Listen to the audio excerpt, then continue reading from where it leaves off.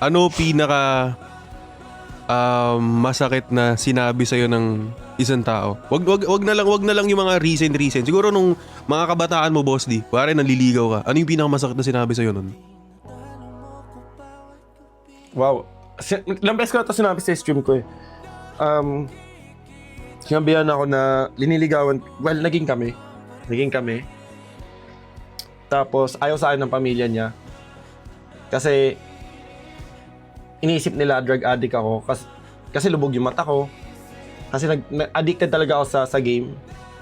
So sabi nila, wag yan si Nasser Ignacio yan. Mga nagda-drug yan, ganyan dito sa Belgium. Ganon. So, parang, yun. Ayaw ka ng pamilya niya. Eto pa, brother, ang pinakamasakit. Ayaw na ako ng pamilya niya. Nalaman ko, kabit lang pala niya ako.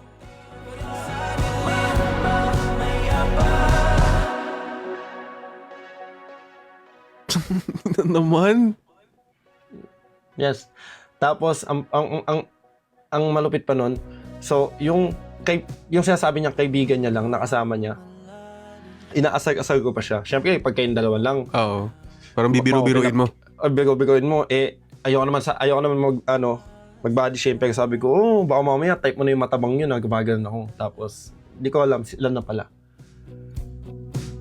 Ba't nababahala? Di ba't ako'y mag-isa? Pero look at you now, boss. Look at you now, bossing. Oo, Sim. Pero alam mo, brother, like, love moves in different way, man. Like, sa akin, naging lesson yun eh.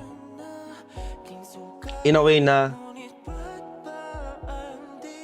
tama na lolokohin ako. Kung di mo kaya mag-commit, ayoko din mag-commit. Kung kaya mag-move on, naman, in a week, kaya ko din mag-move on kagad. Ay, naging mindset ko. Kasi 2 beses ako nalokong ganun eh. 2 beses ako naloko. Yung first, Parehong tao, boss? Hindi naman. hindi naman. Sakto pagkatapos niya, pagkatapos nung nachitan ako, siya yung sumunod, nachinitan niya pa ako. So, back to back.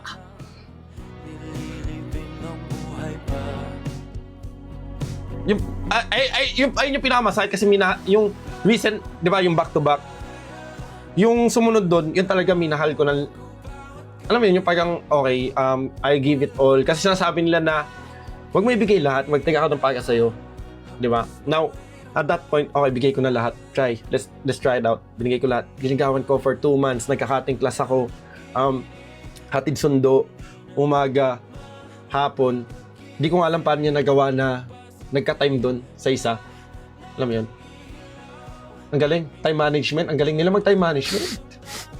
Tangina, sa iba din nila yung pagkagaling sa time management.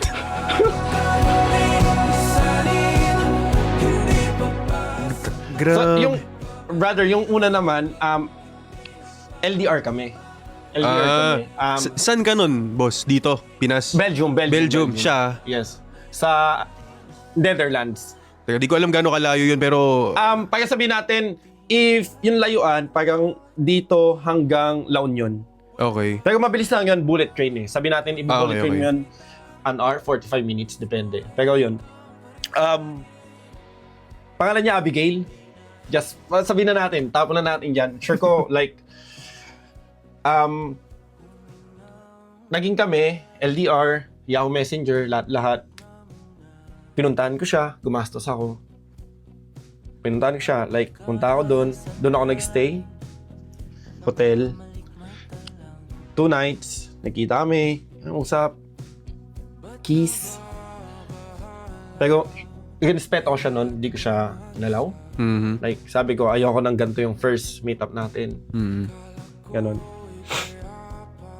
Tapos, a year later, 1 year na kami.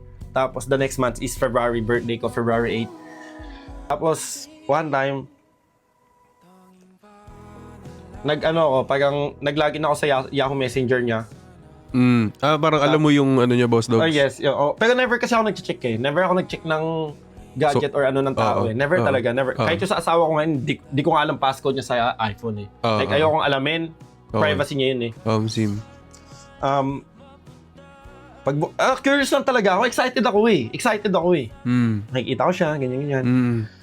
Binuksan ko. May boyfriend din siya.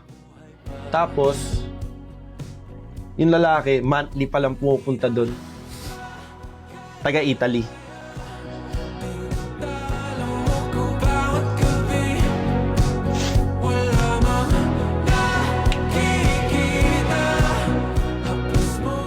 Lala! Tapos brother, after a month, nalaman ko yun. Siyempre, kinonfront ko siya. Kinonfront ko siya, sinabi ko sa kanya, nakita ko. Umamin naman na siya. Tapos, the next month, yung best friend niya nag-chat sa akin, buntis na siya.